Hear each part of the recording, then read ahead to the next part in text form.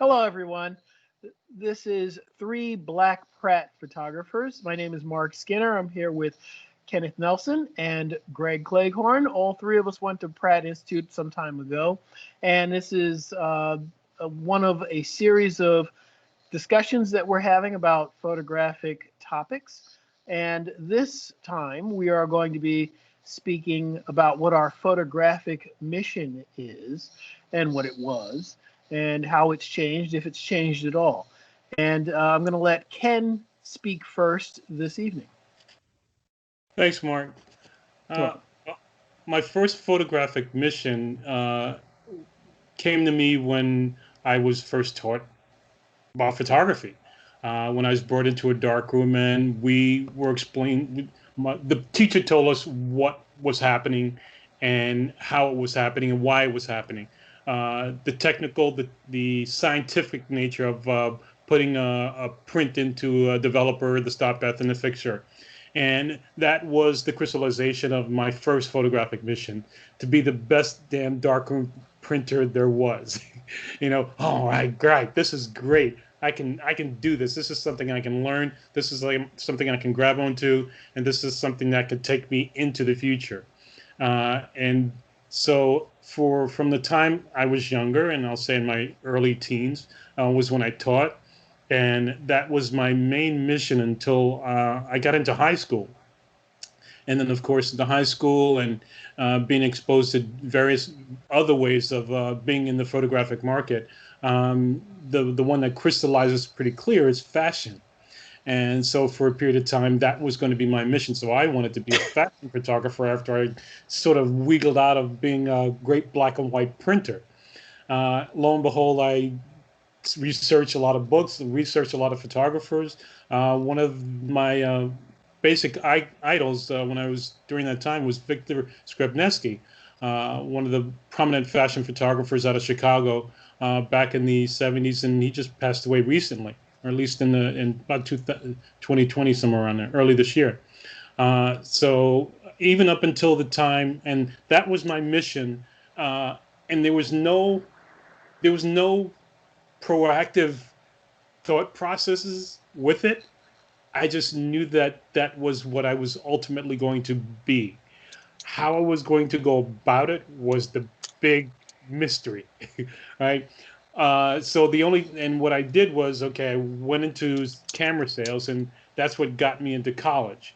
And then when we got into college, it was like, oh, there's another way to be a photographer. Guess what?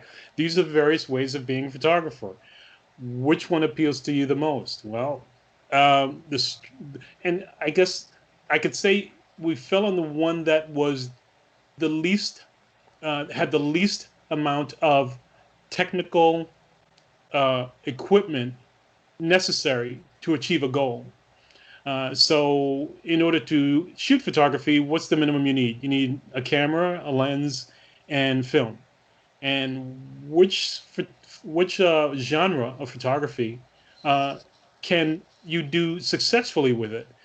You can't really do fashion, right? You sort of need a flash. Yeah, you could. Well, no, you You could. You can. could. Go ahead. You You could. can. Because I used Well, to. I used to do a I lot was in the old I days. was Go in ahead. my teens, so and even in my 20s, so I wasn't really that cognizant of the abilities. All I know is that when I was seeing in the fashion magazines was flash, flash, flash, Avedon, Skrybnevsky, and all the others.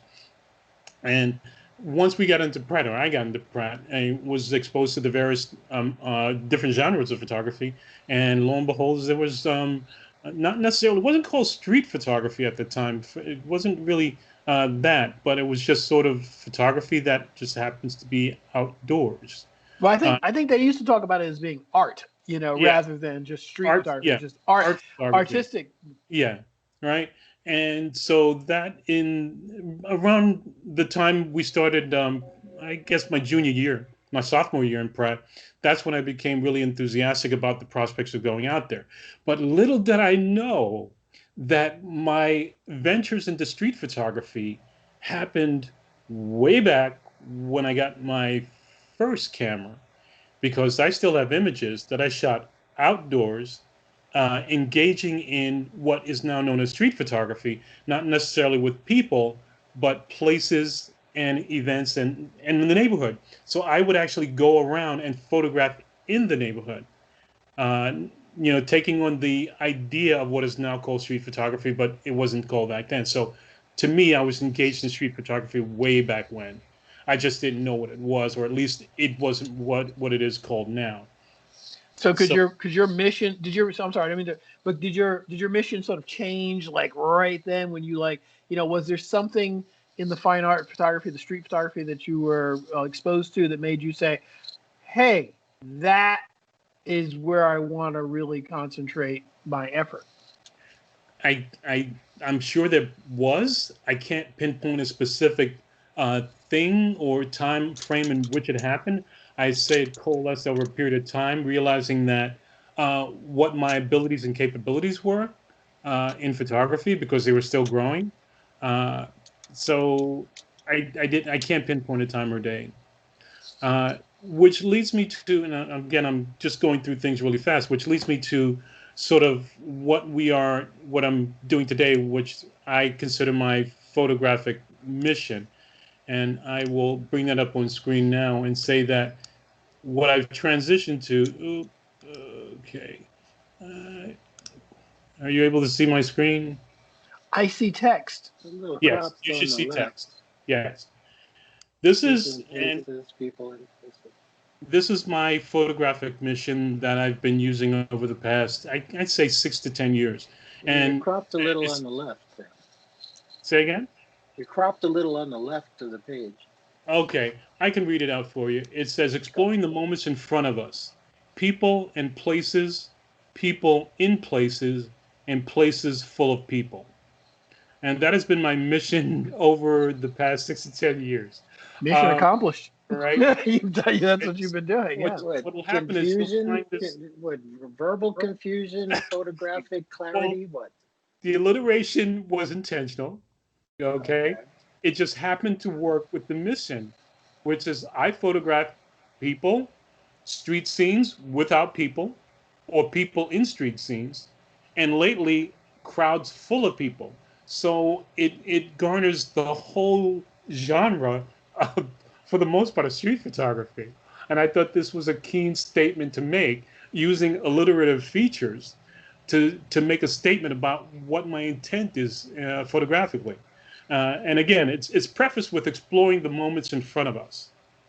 So, and it's not about, so I use these words very carefully, and it's about exploring the moments in front of us, not just me. So that's the key feature of the word, right?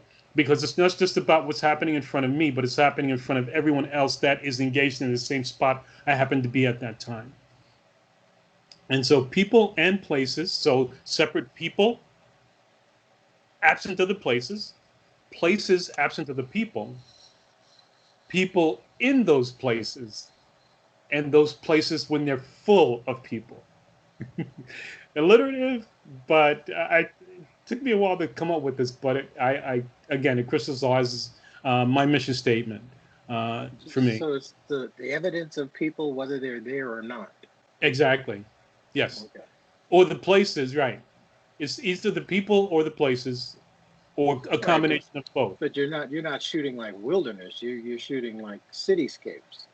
Well, again, I have a history of photographing landscapes out in the Oh, desert, so okay. that's included in that statement. So Places. Okay. it All right. it can be landscape, it could be cityscape, but for the most part, it's that. And again, some people may say it's too general, but I don't think so, because with all the genres of photography out there, this is pretty small.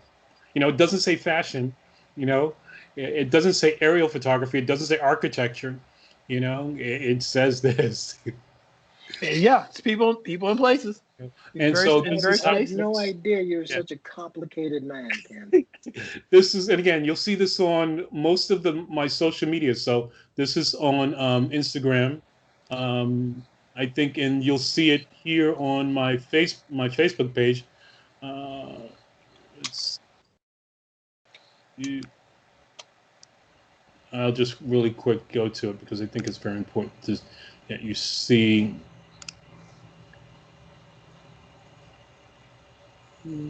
exploring it right here, exploring the moments in front of us. And it's the same words, the same thing. And it's been my mantra ever since. Well, you need a new page because this one is cropping off all the good words. That's just Oh, places and places, people and places, people in places, and why. oh man. Very Uh, clever, Ken. You're very so, clever. so that's where I'm at now. And that's what So I've been have achieving the last few years. so you've given up on fashion? Yeah. Yeah, that's done and gone. Moving right along. Yeah. Okay. Okay. I wanted to find out from you now. What was it? It sounds like you gave up on being a master darkroom tech. I mean, is that true, or did you continue, or did you revisit that, or what happened with I that? Because it sounds never like I never achieved the level of uh, popularity that I wanted to. Or there As was a some darkroom printer? there was As a some there printer? was some yeah, I didn't try hard enough. I that's basically what it is. I didn't try hard enough. So therefore I had to figure something else out. I know. So And earlier on, you wanted to be a master printer? in my early days, I mean, I could have been. I mean, because again, I was in my early teens when I thought of that idea. I was just taught how to print, and then a month or two later, we went out with this Instamatic 126 camera, and that's where I got engaged in the photographic, taking the pictures instead of printing the pictures. And so that was another level of added on things that even confused me even more. Which as part of that would have been a poor man's Hasselblad, the 126 Instamatic. I have it. We had it. 12 exposure rule? I think it was 12 exposure rule. Yeah. It was, yeah. In Woof. a cartridge, Yeah, in a cartridge with the flash The cube cubes. flash. Yeah, magic the cube, flash not cube. just the flash cube. You had to have a magic cube. Yeah. Yeah. There you go. Me in a nutshell. Like All right. Kolchak, the It was a Night range. It was Stalker. a yeah, but it's your first range. You said your first rangefinder was an Instamatic. There you go. Yes. Yes. There Yeah. you go. Yeah. Well, it's funny because I was a darkroom tech many, many, many years ago, and it's weird. You don't become a master printer as much as you know. You just try to make sure you get all the stuff printed that you need to get printed for the assignments. You Yeah. know. Greg, do you want to go next, or shall I go next, or what? What do you? I'll go. Mine's going to be short. Are you? Unless you have something prepared. I mean, I got a smidge. I mean, I've got my What? what do you call Hold it? on. What do they call that? My mission statement. I've got a mission statement, but it's not, prepared in the Hold on. way I that. lost you. Well, I'm not. Ow. It's not like Okay, I'm back. just it Yeah, go won't ahead be. then. All right. Well, when I look at my let's see, what does it say here? When I started, I really wanted to.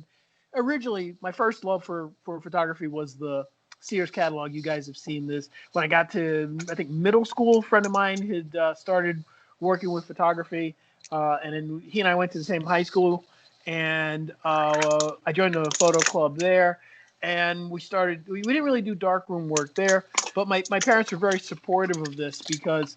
I was interested in something. And at that time, it was like, wow, it's a young teen. He's 13, 14. He's actually interested in something. So let's help support this. And it was a mature industry. So it didn't seem as way out as wanting to be a movie maker. This is, I grew up in that, and I think you guys did too, but really in that weird time between Shaft and She's Gotta Have It, where there was, black people in movies didn't really, no one thought of you as behind the camera in any way or even part of, right? You just had no idea that you could be part of that unless you knew someone who was already in that. So for me, photography, I saw, film processing labs everywhere in the drugstores, in the, you go to Manhattan, you'd see them on the ground floors. You'd hear about other things. You read magazines. You'd hear these, you know, second floor labs. Like this is a professional lab. And my mission at that point was really just to, believe it or not, develop color film at home, the C41 color film, and get a color print. That was like the most exotic thing that you could do photographically. And my friend was like, "No, you can't do that. You can't process it at home. You can't maintain the temperature." And so eventually, I got a dark room and had a completely dark area to work, and we uh, purchased, what's that stuff, the Bessler chemistry, because the Kodak chemistry at the time was a little too expensive. Mm-hmm. And I started printing color photographs after processing the color film in high school. By the time I got to the end of high school, I wanted to pursue photography professionally. I wanted to be the commercial photographer. That was my real mission at that point. I was like, oh, I can do this. I want to. And so, I went to community college first for a year to prove to my parents that they weren't just throwing all of their money away. And I transferred to Pratt. And in doing so, we were really excited because I would get all of the aesthetics that, a fine art curriculum could give you. They had a studio, they taught a studio course, they had individual darkrooms. So everything in the handbook really, encouraged the idea that you would get everything you needed to be a working professional when you left. And so, by the time I left Pratt, my mission had changed because I was shooting fashion for a small modeling agency called Greystone Marco, and I was doing models composites for them, and it was great. You do black and white rolls of film, and you could charge a little bit for that, and then you did color Ektachrome film, and you'd photograph them, and I would process the black and white myself. The color film I would drop off at a lab. I think Dugal might be the only one that's left of that group, and it was a lot of fun. But eventually, you can only do so much with that. So my mission changed was to better get a job. So another friend of mine from Pratt actually helped me get a job at Fairchild Publication. And so I worked in their darkroom, and they had a darkroom for about a year and a half. Then I went from there to another darkroom. I think the second darkroom I worked at was one that Greg, you helped me get, because you were working at a darkroom that was in the same building. And it was weird because at that darkroom, I got that photograph, and I should know who photographed it, and I feel very bad because I can't remember right now. It's the Tiananmen Square photograph of the protester with the tank and with the tank. Yeah. I had to print that for Time magazine overnight, because I was an overnight guy. I had to print that for them, and in those days they would take a slide and they would create an internegative, and then the internegative would be printed into a big C print, and that C print would be rephotographed to run in the magazine. It was a very complicated photographic process that required two of photography just to get to a magazine or newspaper.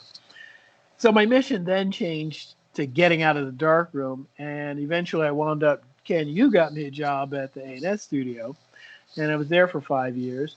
And by then, once again, because I was married by that time, and I was no longer in the studio. I was more support, which was I wasn't working as an assistant or as a photographer anymore. And I was now Jeff Widener. Jeff Widener was one of the photographers who did the still of the Tank Man in Tiananmen Square, 1989. But go ahead. All the way back. It's okay. So I, from there I went to Minolta, and I figured, wow, they were looking for somebody who knew Photoshop, and it was an ad in the New York Times back then. You guys know as well as I do, if you wanted a job in New York City, you looked in the New York Times classified section. That was like it. There was no monster job boards or anything like that. And so I got this job as a graphic application specialist. For a long time, I had no photographic mission. And you guys know this. I was like, I'm not in photography anymore. I'm out of it. I'm not going to do it anymore. But after 11 years there, they eventually laid me off. and I found myself returning to photography because by then I had children and I had to take pictures of them anyway. And so my mission then became to sort of build a family uh, photo business where I was. And we started doing family portraits, and we started doing weddings, and we started doing, any type birthday parties, anything that had to do with that.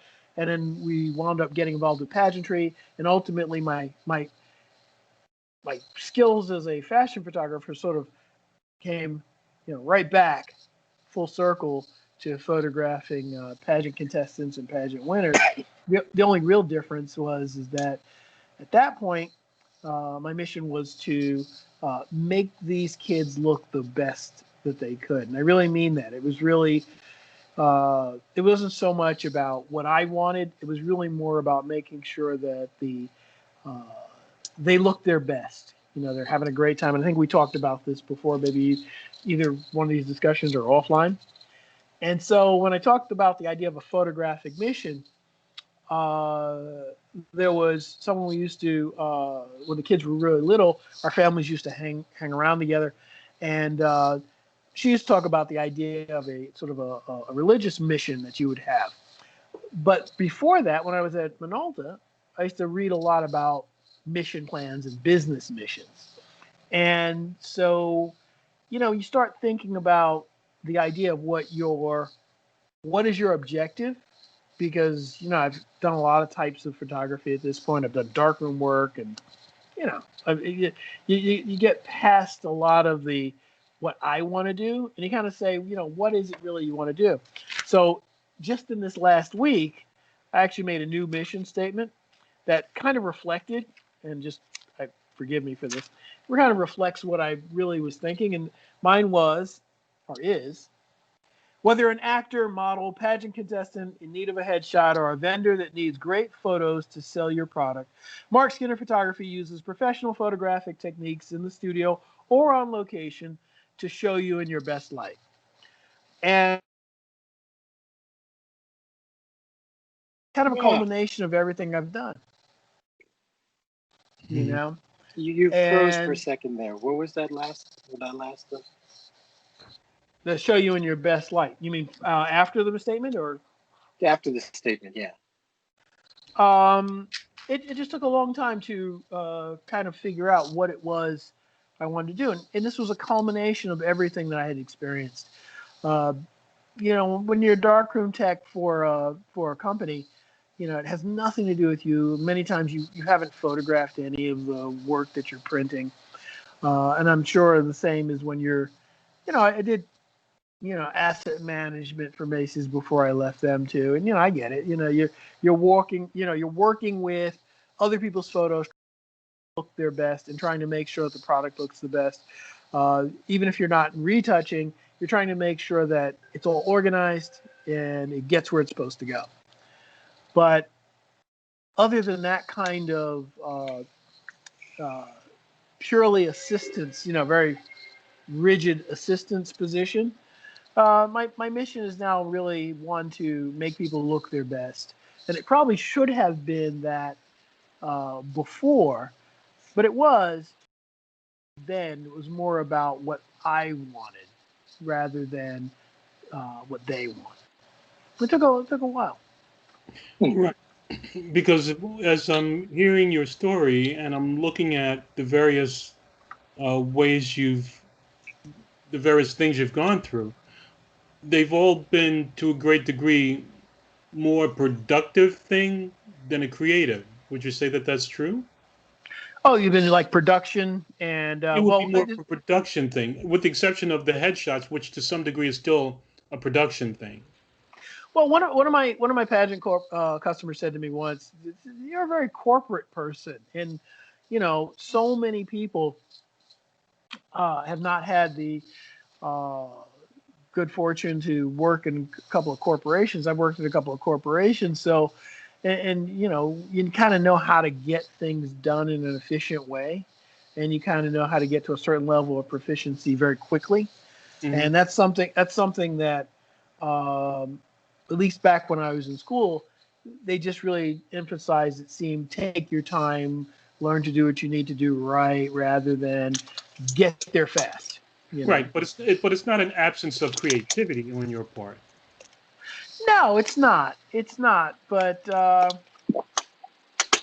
what I'd say is that right now the creativity is really, really more about creating a deliverable for the client, and that's something that I don't remember Pratt really emphasizing in the program that I was in.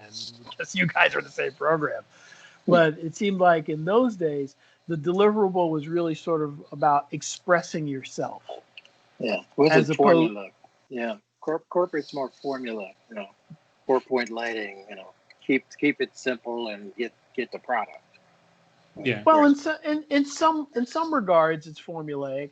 In other regards, you have a lot of latitude because I did a lot of fashion work without any lights because back then a generator was $800, and $800 in 1985, you might as well have been,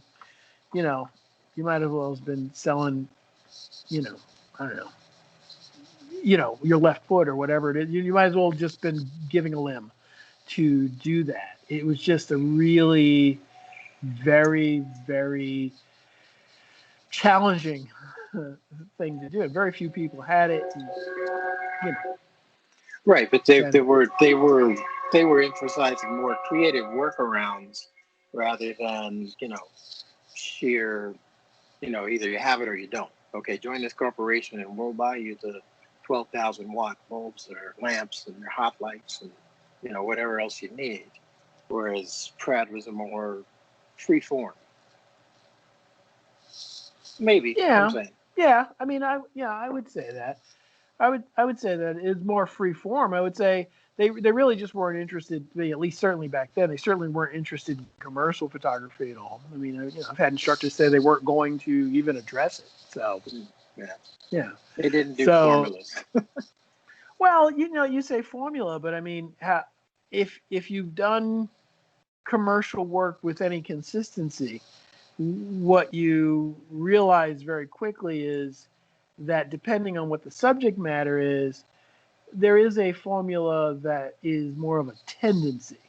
It's not like every time you photograph, uh, it's not like every time you photograph a stack of towels, you have to do it exactly the same way every time. But it does really help if you start basically with the same, with your key light, and then work your way there because work your way to getting what you need. And then styles change too. I mean, stylistically, what you see in the catalog now is not what you would see 30 years ago. I should say what you'd see online. The the imagery has changed. So really it. Yeah. In order to keep it on point, let's Mark, you're done. Yeah, I was just gonna say that my mission really is to just try to do the best I can, and it sounds very shallow and simple, but I think it's something that young photographers don't always. Is that you really gotta try to get that customer the what they need, and I'm sure once people hear this, they go, I always knew that, but that's the chance I'm taking. So, Greg, it's your turn. Well, What is your photographic mission, sir? My photographic mission, I guess, since we're doing the whole bio, whole story, come with me on the Wayback Machine, boys and girls. Yeah, right. I really didn't mean to do that, but I didn't rehearse this. So. No worries. Yeah, this is off the cuff. It's totally off the cuff. Well, I remember, like you guys, my first bathtub darkroom moment, and I fell in love with the latent image coming up out of the developing trade, like wow.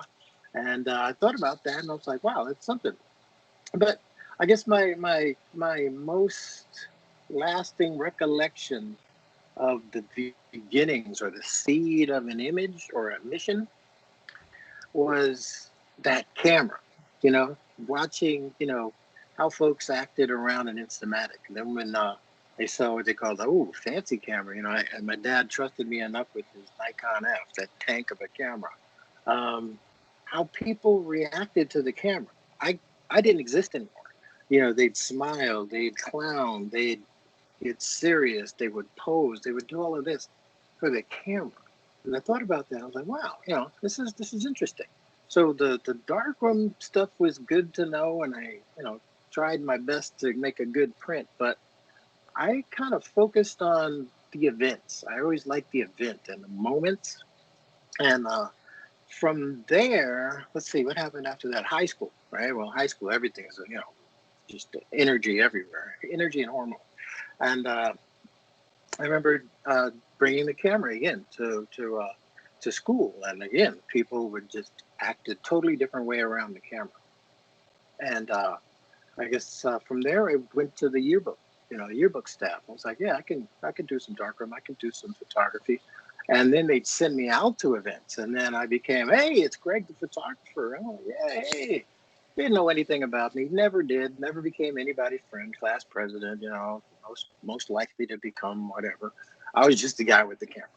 Okay, I could live with that. I was a little bit of a camera nerd anyway. So that was an end, which was good. Then from college, I went to New York City Tech in downtown J Street, and had advertising design. And again, I've got back into photography, got onto the yearbook staff. And then I had added that to design. So it was like a little bit of thing, a step and another step, and then more darkroom work.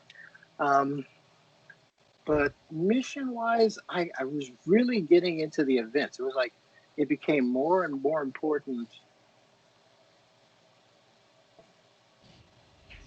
to the people I was photographing. They would grab me. It's like, oh, the photographer, come here, Greg.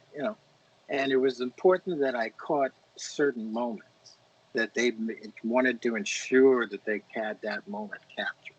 So that became important to me. And I was like, why is that? Well, that's the one that everybody's going to remember, a year from now, 5 years from now, or just 10 minutes from now.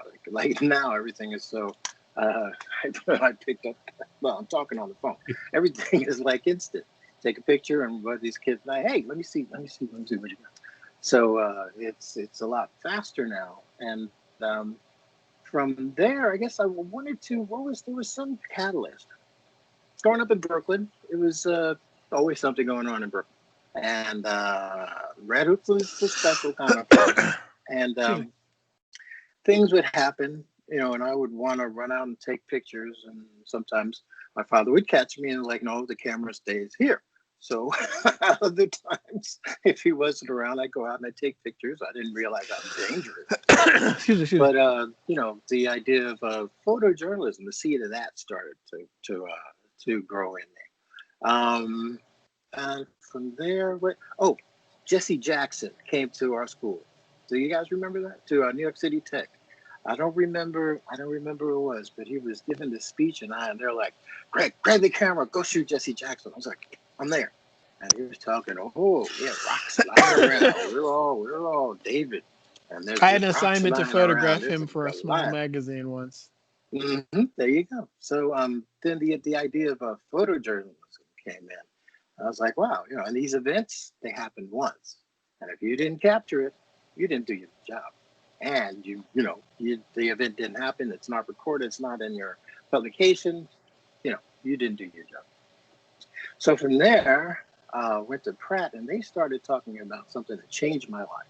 I forget the instructor, but he said, capture the human condition. And I was like, wow. Yeah. A lot about the moment, a lot about things that happened once and never again. And I thought about, going around. I went around New York shooting stuff that I thought was, the human condition. It was the same as everybody else's. You shoot the homeless, the easy shots, birds in the park, the guy feeding the birds. You can't really get on, emergency sites without press credentials. They're the best I could. I'll never forget. Fruit vendors on Canal Street. You got to do the fruit and fish vendors on Canal Street. Exactly. The guys carrying the wheelbarrows behind them, and they're working really hard in the sweat. You get the close-ups and such.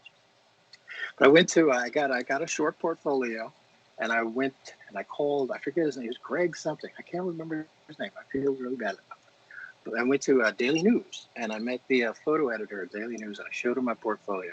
And I met Jimmy Breslin, and I was like, hey, this is Jimmy Breslin. And he had big patty hands. He was like one of the best writers. in New York, if not the nation. And it's like, wow, this is all right. He said, well, we can't bring you on, but keep on shooting. Show me, show me some stuff again. I was like, wow, he didn't, pat me on the head and send me out the door. He said, keep shooting. I thought about that. I was like, okay, cool.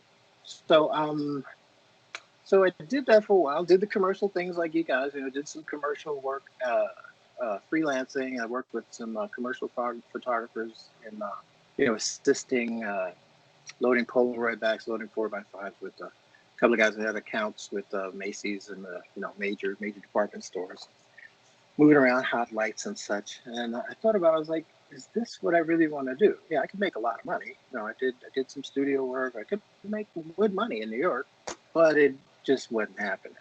I had a bunch of personal things, tragedies in my in my family at that time, and New York was kind of closing in. So I was like, okay, I got to make a decision. So I had a friend in Florida. I thought about that. I had a friend in LA. I thought about that, but opportunity came up to join the Navy. They said they would teach me how to be a journalist. I was like, where do I sign? So joined the Navy, never looked back, and became a journalist / photojournalist. And I was able to shoot stuff that happened once and never again. And one of the coolest thing was you'd see something on the news and the president would talk about, oh, hey, there's some bad guys over here. Next thing I know, I was on my way there, with my team, or as the junior guy in the journalism team. And that was very, very cool experience. So I got to follow that passion with adding storytelling to it. Because I say a picture paints 1,000 words. Well, okay. Yeah, pictures never lie. Pictures lie all the time. Just for the record. But one thing I like the game changer that I really enjoyed, as far as mission changing and capturing the decisive moments and human condition, was when digital came through. So that changed the whole game, because you didn't have to wait until you shot the film, run to the darkroom, develop it, print it, digitize it, and then it was digital right there. We downloaded it, and you could send it off to Washington within 15 minutes. Done, and that opened up a lot of things creatively, and the storytelling is what really changed for me. I enjoyed the mission of storytelling. I don't think that has changed much for me, other than capturing the moment or doing something that I didn't know what I was doing until I actually found the words to what it is that I'm doing now, which would be the storytelling, capturing the moment, and then sharing it. And hopefully, go ahead. You're saying something? No, I was thinking, because you talk about storytelling, and I kind of related something very similar in the idea of producing a deliverable. And what I'm hearing is our post-Pratt experience augmented our careers with additional we've all had sort of some additional learning environment that really helped shape how we approach photography. I mean, you're talking about, after having gone to a prestigious art school, you went to the Navy, and the Navy showed you how to be a journalist. I'm saying, well, after I went to a prestigious art school, I went to a studio and learned how to be a commercial photographer. And there's Ken is a little different, but even so, he wanted to be a master printer after going to a prestigious art school. He's saying things changed. And I'm wondering about is the focus change a function of us as individuals, or is it something that would be, I don't want to sound omnipotent, well, excuse me, omnipotent, but is it Omnipotent. No, ominous is really what I'm looking for. Oh, and okay. I don't want to sound ominous, but is it something that's more systematic, or is it something that's just a function of art school in the late 80s, that it just wasn't geared toward producing, a type of working professional other than a very narrow field? Well, I had I had that discussion with some of the faculty at Pratt, and I went up for a scholarship, which I won, Dana scholarship. And one of the questions on there was, how is Pratt preparing you for the world? And I said, it's really not up to Pratt to do that. They can give me so much, but it's up to me to do what I do with whatever you have to give me. So I took what they taught me, that the art background was priceless. You know, being able to see light, being able to see color, being able to see moments, being able to see, you know, a still life as opposed to a still life with people, you know, and then translating that into, you know, what I liked about photojournalism was that you got to shoot everything. You know, you got to shoot portraits, formal portraits. You got to shoot casual portraits. You got to shoot, you know, different phases of life. You know, sailors coming back from deployment, reuniting with their families. You know, babies being born, and you know, you got to shoot so many. And Right. Well, I life asked because became Greg, you and short. I, but Greg, you and I, we met on a Pratt photojournalism class. We met in Pratt's Is that where we met? photojournalism. It Okay. was it was Pratt in Israel. It was Pratt Oh my photojournalism in gosh, I forgot Israel, about that. and it Yeah, was camera specifically aimed at obscura. photojournalism. So, you know, that's why I'm wondering, what is it about an art school at that time that, you know, if it's not going to really be commercial, if it's not going to be weddings and family portraits, What and it's was not it? going to be, and it's not going to be journalism. Well, you know, what is this experience? You know, and how did that experience, whatever that is, shape our photographic mission from when we went in to when we left, and then later on? You know, because I can tell you that, you know, my mission was changed a little bit, you know, by what was taught. And I agree with you. The art history, you know, pre-internet, the art history courses there were fantastic. Even if I did not often a few of the actual art history classes, the fact that they taught so much art history and photo art history, and that library, nothing beat that Pratt library. And I'm sure it's still one of the best libraries at a college today. I'm pretty sure of it. Hmm. And Despite Debbie Does Dallas, but go ahead.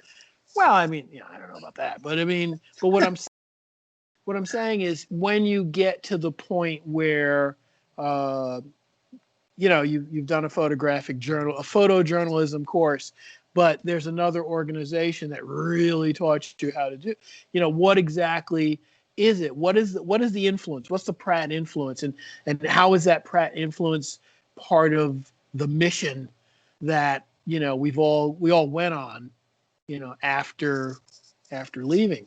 Because I know the aesthetics that I got there were top shelf, but in terms of actually being able to technically accomplish certain tasks, um, that was something that had to be done elsewhere, or had to be learned elsewhere.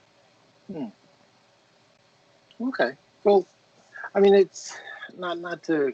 I know the phrase is used a lot these days, but it is kind of the journey, you know, because it's like, you know, Pratt kind of just gave you a toolbox. You know, they gave you the brushes and just familiarity with the tools of your trade.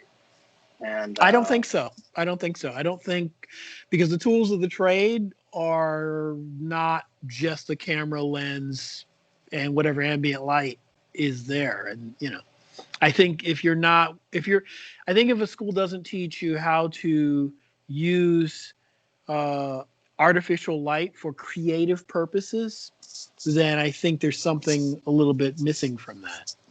That well, photo, they not for did photo class. in some instances they did. They showed you what films worked best with what light. Ectochrome was a certain temperature, you know, Kodachrome was a certain temperature. Uh, you know,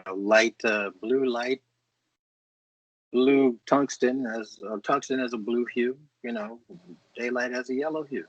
So, Mhm. I mean, how much? I mean, some of it, yeah, they can teach you, but Some of it is just, figuring out what to do with it, which is a big, it's like someone walking, an eagle's mother walking a chick to the edge of the Grand Canyon and saying, okay, go ahead. It's a big, scary canyon. And you're like, what, fly over that? It's kind of, it's a lot. It's so wide open that, there's so, and not to disparage any of the instructing there, but, I'll never forget. I forget which or the professor shall remain nameless. He refused to teach Cindy Sherman because she beat him out for a Guggenheim. And Cindy Sherman was like one of the hottest mixed light photographers on the planet at the time. And I'm like, what does your personal thing have to do with helping us get to where, we're going? But then again, these were the same instructors who refused to allow us to have our show at the Manhattan Puck Building because I don't know why. That's we're like at the time art directors didn't cross rivers. We wanted to have our graduate show there, but then years later they had their show there. So how many years later? How many? I think it was either the next year or the year after. It was within a few years that they had a show. I get you. That's an administrative kind of thing. But I think the Cindy Sherman point, I think, is a very good point because some of the classes I had, that you guys weren't in, Cindy Sherman was a hero. And I still love Cindy Sherman's work. I think she's just fantastic. And I love the fact that she used light creatively. As you said, mixed light. She used ambient light and she used light to really create the mood. I think Lucas Samaras was another hero. I wasn't super crazy about his work, but he definitely used artificial light creatively. And so I just thought that was something that, for me, seeing the way they did that photographically was like watching de Kooning just kind of throw paint everywhere. Right. Okay, he did it, controlled way and made it his own. But what's to say you can't do the same with light and with sets and with, whatever you have at your disposal. And you play with it until you find something that you really, really capture, and I think that was the unspoken lesson. Even if they didn't know what they were doing, okay, part of it is their bust or their responsibility. You can't teach me something you don't know. So at that point, so a bunch of it is on me to, I got a camera. The sun ain't going anywhere. I could buy a bulb, and it's up to me to, play with different types of light, play with different settings. People love to get their pictures taken. Hey, come here, let me borrow you for a minute, and just find something that you like doing. I like street photography. Go ahead. No, I was gonna say Ken's been very quiet during this particular part of the conversation. I mean, but I can see the wheels moving. Well, we've gone off track a little bit, and so the mission. The mission. I guess what I'm addressing is how our mission is altered by that particular experience in positive ways, because we both mentioned the art history and the aesthetics in very positive ways. But there are also some not so positive things that we either had to experience post Pratt or while at Pratt, but mostly the post Pratt stuff. We've had to do other things to augment our development. And Greg has a very valid point that there's a lot of stuff. Well, they give you the tools and the rest is on me. But I think what I'm getting at is how much of the tools in this conversation have we mentioned that we needed that we did not get. And I'm just thinking, wow, it would have been really wonderful to get a sense of the scope of the photographic world. And if not, what is it about the fine art that we were taught that we are, ignoring or glossing over to pursue other things? To, if to, it's to on. be not to be honest, but if I recall, at that time, Pratt was they were just standing up their photography department. I don't know what happened before we got there, but it was. I could see that they were just kind of putting things in place, getting instructors. They got some good instructors, but after a while, and they were trying to build it, but at when we were going through there, I remember when I went for the indoctrination, or anyway, we had to meet sit in the auditorium and meet the It's called faculty. orientation, sir. Orientation. Thank you. And there was somebody from sorry, did I say that? There was somebody from sculpture. There was somebody from painting, drawing, all the disciplines, not photography. So I kind of raised my hand, being a Brooklyn smartass. Like photography, like the bastard child, you chuck off in a closet. Why is there nobody here from the photography store? And they were like, they had no good explanation as to why there was nobody there. Then we got an apartment, and it was slow. It was like the wrong gear, And I don't know. I knew, for me, my mission, I had the love for photography, and I just wanted to be able to shoot, and I wanted to be able to stay in photography and do something, as long as I got to stay in photography in some capacity. As far as missions go, I think I was able to accomplish that. I have a couple of good photographs here and there over the years. So, right, I hear you. See what I hear happens in the next phase when I try to put these books and videos together. So that's where my mission is. Keep shooting. So what about you, Ken? You have anything or you're like, now you guys got it? Yeah, no, I'm no, because then it's a much longer conversation for We can always do a part 2. This is good. Yeah, sure. Part 2 is fine. Yeah, I'll talk about it on a part 2. The only thing I'll say is that I sort of agree with Greg, whereas they did supply us with the tools. It was just for us to use them. I remember going into the what they call the studio in the ARC building, and pretty much by yourself. Yeah, and experimenting with this humongous bank light that was about 6 feet, maybe even 8 feet, and using that as a main light source. You guys had a bank light? I didn't have a bank light. Yeah. Yep. Yeah. They bought the bank light. Well, and they had a studio course. With your tuition money. Yeah. Yeah, right. I had 2 Comet heads, no bank light. I had those 2 gigantic flats to bounce, and I think some umbrella, but that was about it. Go ahead. Yeah, no. You go ahead. Well, thank you for your tuition. Thank you, Mark. Yeah. You know what? I donated books when I left too, so that's how I can't. I'm a donor, so what can I say? But no, you guys had a bank light. Was it like a Chimera bank light that you guys had? I don't remember name brands. I just remember it was huge, and I used it for a couple of my my projects.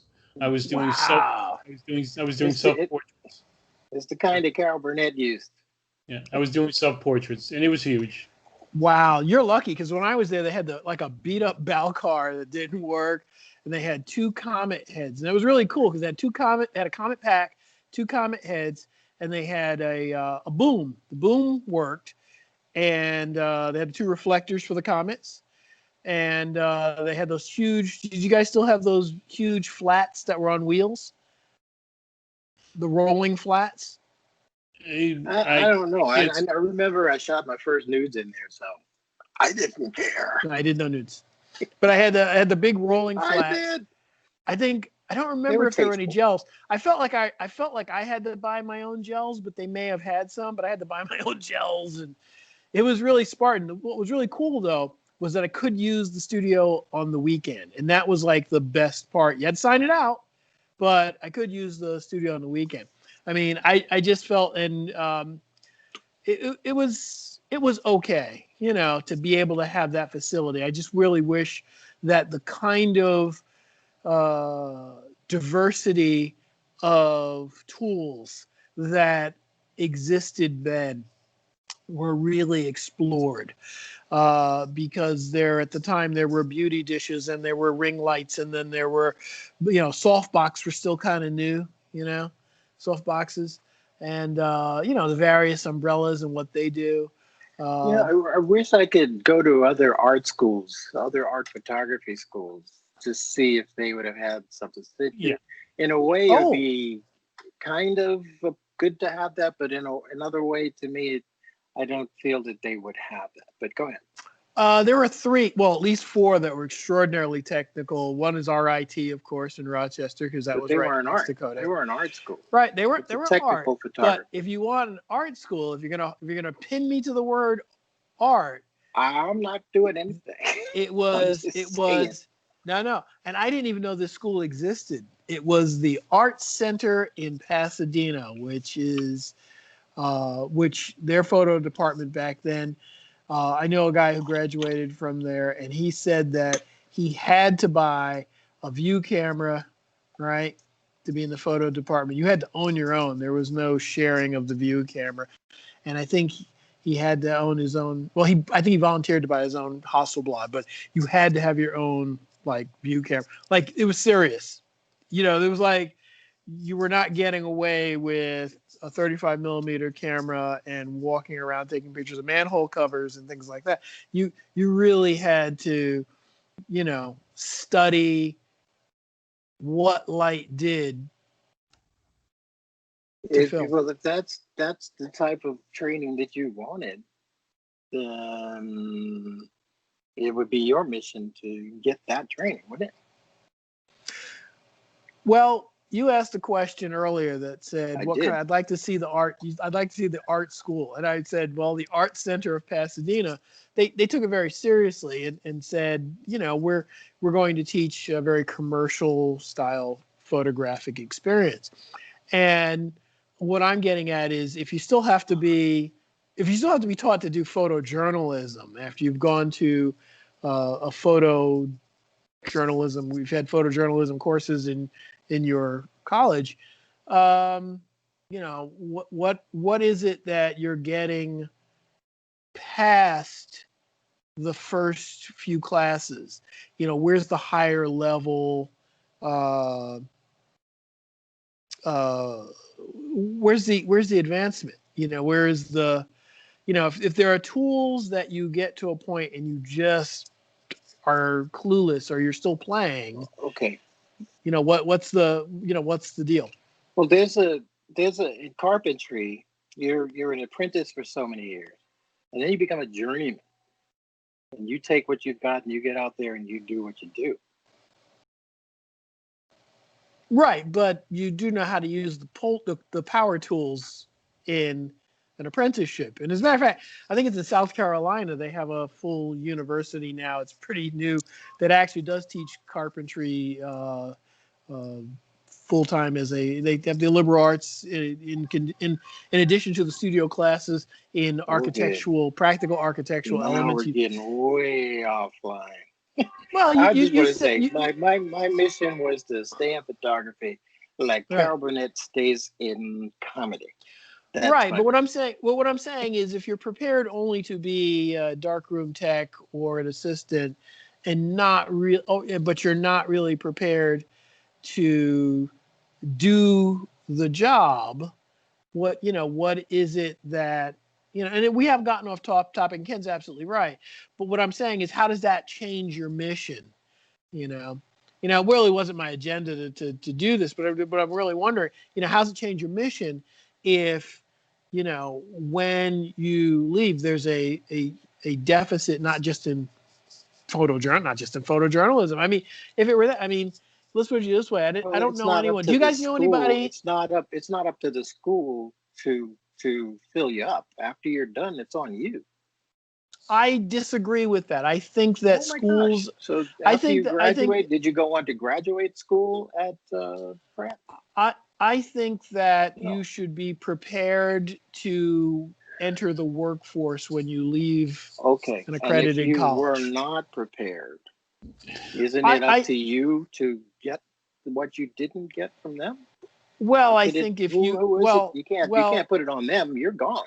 I think what I'm talking about is you make it sound like you walk in, you hang out for 4 years, and then you No, leave. that's I not mean, what I'm it's saying at all. But I'm saying if you go to Sabret's and you buy a hot dog and they put mustard on it, then you walk away and you eat it, and you're like, oh man, I forgot the onions.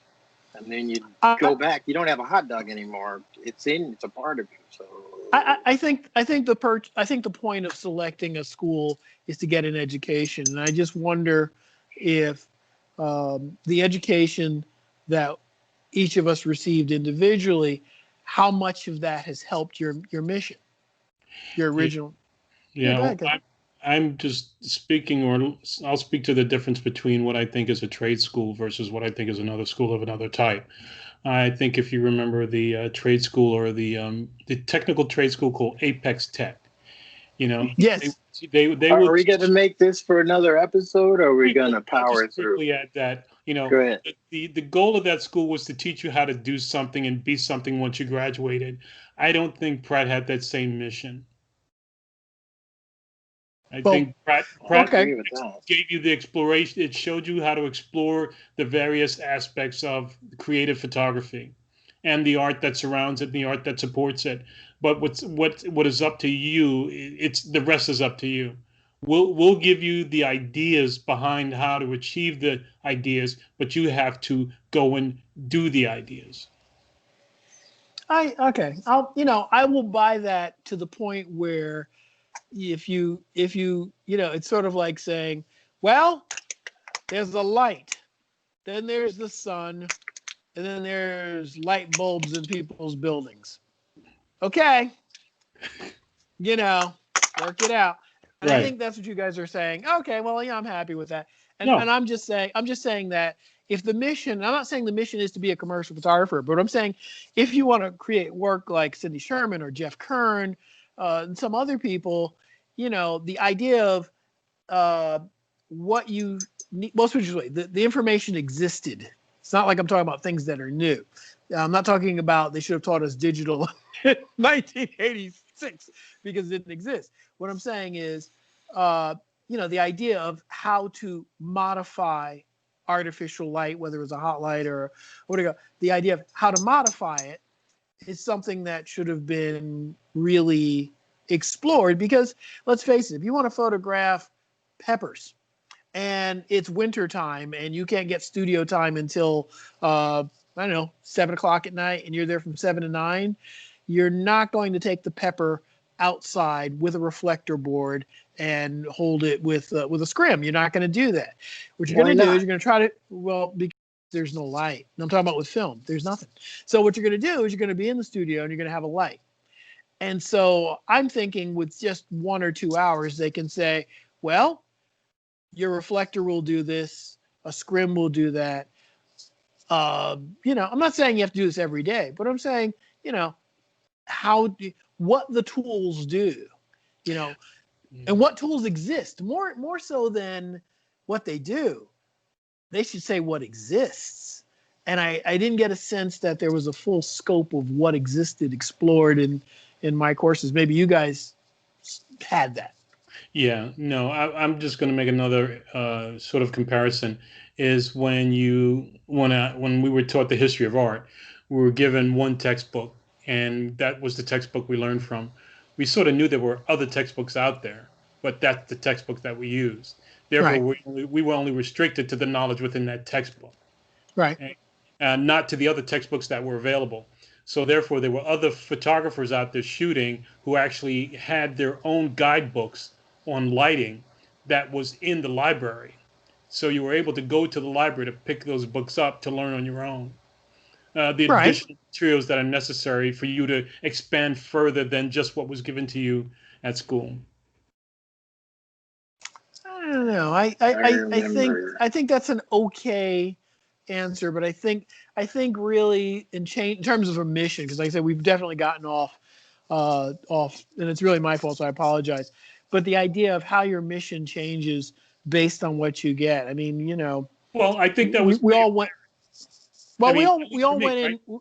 Right. Because we Well, we all changed went the in. trajectory right after school. Right. At least I Right. did. Right. But what I'm getting at is there's what is the angle of incidence of that school? Did it put you? I guess really the question is, did it put you as close to being on your original course So I think as it should have? And that's fine if you say yes. Or do you think it is, or did it put you as close as, well, that was as close as they were going to get you? I think that's, I just think it widened my point of view. They could only, That's fair. they only built the pier so far, or their boat only went, halfway across the lake, and you need to get to the other side of the lake. I hear you. They can only take you so far. But to go back to your art history example, okay. If they didn't have the tools and the knowledge and the know-how or the instructors, maybe you're in the wrong place. Right, but what I'm saying, is, legs, picked up and gone to those technical colleges. You obviously knew about these other technical colleges. No, I didn't. That's what I was saying. I didn't know. I didn't know the art center existed at the time. I'm saying I didn't know. But what I'm saying is, you, Greg, Ken, you brought up the idea of an art history. Are we just going to power through this because we're going to be talking for like 2 hours? I just want to say this one thing. Make a part Do you know the difference between an oil painting and a fresco? Yeah. There you go. That's all I'm talking about. Is that if they only concentrated on that's a big difference. You can't talk about plaster painting and compare that with studio technology and light metering and what it is that you feel that you didn't get. Because that's a little weird because painting existed way, way, way before that. Fresco and oil existed hundreds of years ago before that. Photography, for the most part, was relatively new in those terms, in terms of the small camera, and using artificial light. So I'll say that artificial, flash photography was in its infancy at about that time. Really, I don't think it was as well developed as in maybe in the 90s. I just think flash photography was a little bit different.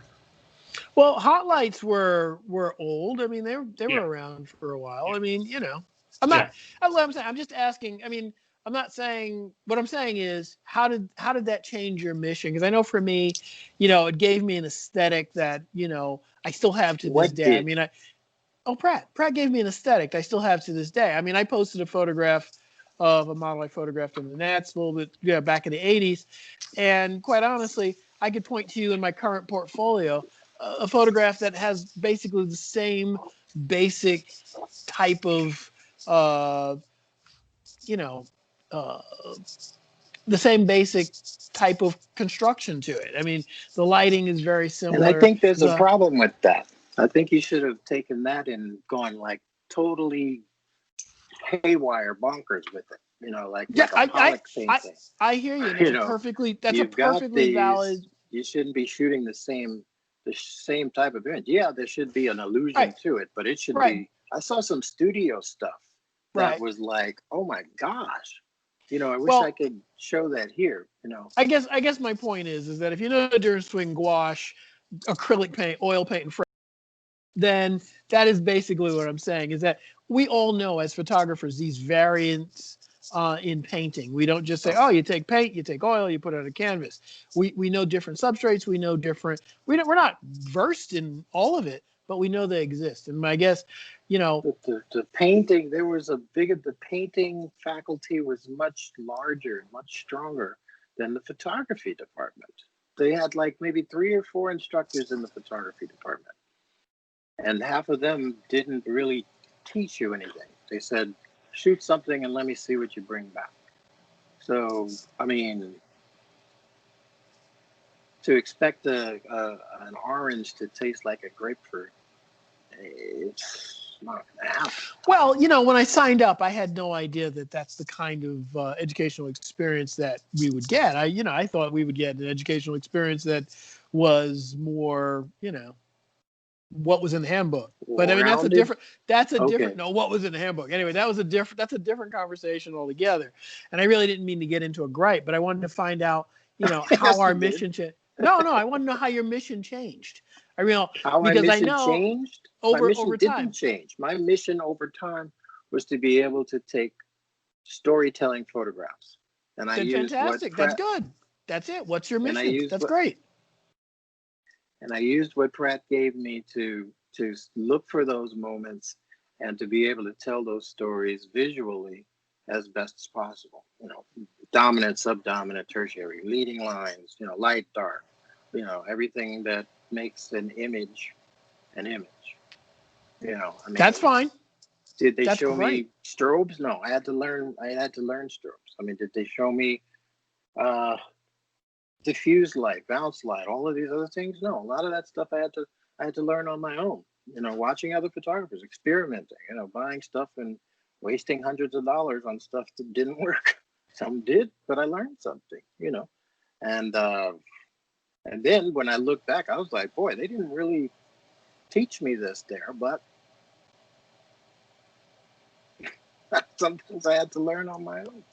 I don't. It's like bicycle riding. They can show you how to bicycle ride, but they never thought about dirt biking and flipping and doing stunts now that Evel Knievel used to do back in the day. And it was like, who the heck is Evel Knievel? But the stuff they do on just regular bikes now, it's like 10 times more, miles beyond what you did just after you took off your training wheels. What you learn after your training wheels, it's up to you. You can't say, "Hey, mom and dad didn't really teach me how to do backflips." Okay, you're gonna go back and make mom and dad teach me how to do backflips? I don't know, but if you've paid a school bicycling school or a skating school, they kind of tell you how to start some of that. Okay, go ahead. Yeah, can I just interject and let's just cut this. Yeah, let's just cut this off here. So let me close this out because this is going to be I guess part one. This is hi. We've kind of gone off on a tangent, but this is the end of part one. I guess for our next conversation, we will kind of continue this. It'll probably morph into something else because I think the idea of what a photographic mission is a very interesting idea. And like I said, you guys think I created that topic to gripe, but like I said, my original mission was to be a commercial photographer, but now it really is to be a commercial photographer. But also, it's much more. But it's also much more client centered than it should be, and not just client, but the actual subject matter. For me, it's about really making the subject look its best, and that wasn't something that really was something that I really understood as much as I do now. That's all I was really getting at. We're gonna have to get you a shaman. We're gonna have to get you a shaman and burn some sage. That was then, and this is now. Anyway, you still need some sage, brother. I don't know. Maybe I'll get a cup of tea or something. I don't know. Oh, yeah. Anyway, this is the end of this conversation. I guess, unless Ken, you have some more to add. Yeah, just leave any comments you have down below for us, and we'll attend to them. All right. This is Bitter Betty. No, this is Mark Skinner and Kenneth Nelson and Greg Cleghorn. Forgot my name. The cool guy. Anyway, we all went to Pratt. Which you've probably figured out at this point, and we've been friends for many years, and we are having conversations about photography. And this particular one was about what our photographic mission is. It kind of morphed into history, personal history for each of us. And that's okay. Our next conversation, do you guys agree that we'll do a part 2 of this, or do you want to change to another topic? We'll change. I prefer changing to another topic, and if this comes up again, we'll deal with it. But I'd rather delay All right, we gotta get Mark an exorcist. No, I was gonna say whatever the topic is next, I will be sure to gripe that. No, I The will. power of Christ compels you. The power of Christ compels you. You're gonna Okay, feel me, guys. right? No, but anyway, our next conversation will be one that we will select, and hopefully it'll be far less history bound. In any event, that's really it. Have a good evening, everyone.